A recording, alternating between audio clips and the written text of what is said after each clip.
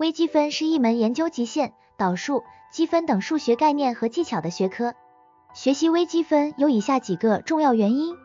应用广泛，微积分是许多其他科学和工程领域的基础，例如物理、统计学、经济学、工程学等都需要微积分的知识。微积分是解决这些领域中的问题所必须的。发展思维，学习微积分可以帮助您发展更深入的数学思维和问题解决能力。这种思维方式可以帮助您更好地理解许多现实生活中的问题，例如财务投资、科学研究等。进一步学术研究，微积分是进一步研究更高级的数学学科的基础，例如微分方程、实分析、复分析等。这些学科对于许多科学领域的发展都至关重要。微积分是一门非常实用的数学学科，广泛应用于许多领域。以下是一些微积分的应用范围。物理学，微积分在物理学中的应用非常广泛，如运动学、力学、热力学、电动力学等。微积分可以用来推导物理学中的公式，以及计算各种物理量的变化率和积分。一个著名的案例，黑洞理论，在天文学中，微积分是研究黑洞的基础工具之一。黑洞是由极端密度物质所引起的极度强烈引力场，它的存在对宇宙学和物理学的理解有着重要的影响。利用微积分的方法，科学家可以解决极度复杂的方程组，从而研究黑洞的性质和行为。例如，通过微积分可以计算出黑洞的质量、角动量和电荷等重要参数，进一步了解黑洞的性质和演化过程。工程学，工程学中需要使用微积分来分析和解决各种问题，例如电路分析、结构分析、信号处理、控制系统等。微积分可以用来求解微分方程，评估系统的稳定性，以及设计控制系统。一个著名的案例是关于世界上最长的悬索桥之一——纽约市布鲁克林大桥的建造。在19世纪末期，当时的工程师们想要建造一座横跨纽约市中央的大型悬索桥，以连接曼哈顿和布鲁克林区。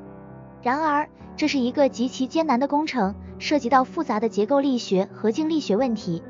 为了解决这些问题，工程师们必须使用微积分和偏微分方程等高级数学工具。其中一个主要的挑战是如何计算悬挂在巨大悬索桥上的重量，以确定桥的结构强度和稳定性。工程师们使用微积分方法来解决这些问题，从而成功地建造了布鲁克林大桥。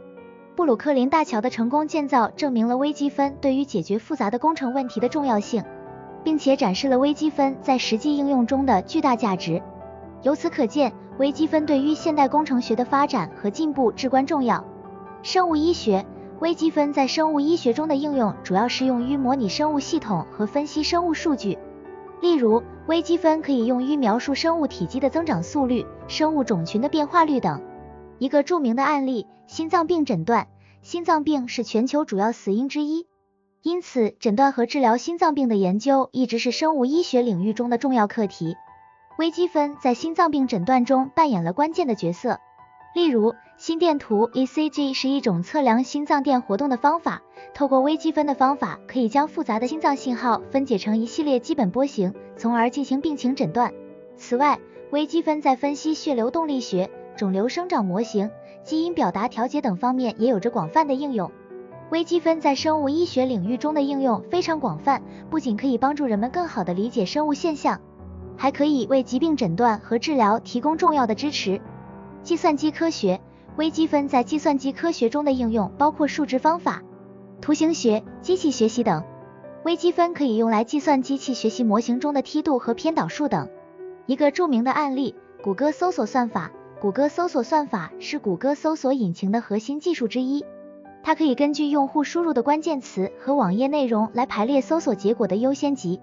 谷歌搜索算法中使用了微积分的概念，例如对网页的 PageRank 值进行计算，以及使用梯度下降等优化算法来提高搜索结果的质量。因此，可以说微积分在谷歌搜索算法的开发中扮演了非常重要的角色，让谷歌搜索成为现今最为成功的搜索引擎之一。微积分虽然主要是一个数学工具，但在人文科学领域中也有一些应用。经济学，微积分在经济学中的应用也非常广泛，例如生产函数、边际成本和边际收益等。微积分可以用来最大化利润、最小化成本、求解最优解等。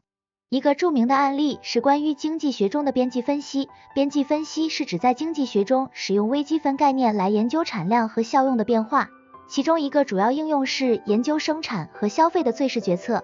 例如，企业需要了解其生产的最适产量，以最大化其利润。同样的，消费者需要知道购买的最适数量，以最大化其效用。边际分析方法的重要性可以通过关于经济学中的著名案例来说明。美国经济学家保罗·萨摩尔森曾经使用边际分析来解决关于国防开支的争议问题。在20世纪50年代，美国政府进行了大规模的国防开支，这引起了许多争议。其中一个问题是关于国防开支对于经济增长的影响。一些人认为增加国防开支可以刺激经济增长，而另一些人则认为这样做会削弱经济增长。保罗·萨摩尔森使用边际分析来解决这个问题。他的研究表明，增加国防开支可以刺激经济增长，但随着开支的增加，这种刺激效应会逐渐减弱。这个案例表明，微积分概念的应用对于解决经济学中的重大问题是非常重要的。语言学中的统计分析，自然语言处理 NLP。自然语言处理是一个从计算机科学和语言学中发展而来的领域，旨在实现计算机对人类语言的自然理解和生成。其中，微积分被广泛应用在 NLP 的统计分析中，特别是在语言模型的建立中。语言模型是指给定一个句子，计算出该句子的概率值的模型。这个模型在语音识别、机器翻译和信息检索等 NLP 应用中都有着重要的作用。为了建立语言模型，微积分中的几率论和统计学知识被广泛应用。例如，利用微积分中的概率论知识，可以计算一个句子出现的概率。利用微积分中的统计学知识，可以对大量文本进行统计分析，从而提取出词汇的分布情况和相关性，进而建立语言模型。音乐理论中的调性分析，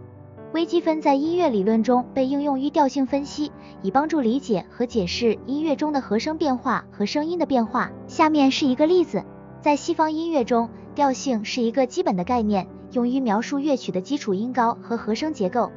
调性可以被解释为基础音高和其他音高之间的关系，这些关系可以通过微积分中的导数和积分来描述。例如，对于一个给定的音符序列，我们可以通过微积分中的导数来分析音符之间的关系。在音乐理论中，这通常被称为声部领先 voice leading， 即不同声部之间的和声变化。另一方面，通过微积分中的积分，我们可以分析音乐中的节奏和韵律变化。例如，通过对节拍和拍子的积分，我们可以计算出音乐中的节奏变化和韵律变化。艺术史中的色彩分析，色彩在艺术作品中扮演着非常重要的角色，而微积分可以帮助我们更深入地了解色彩。具体来说，微积分可以用来分析光的色彩成分和色彩的变化。以印象派画家乔治·修拉的作品为例，他的画作经常呈现出极其丰富的色彩，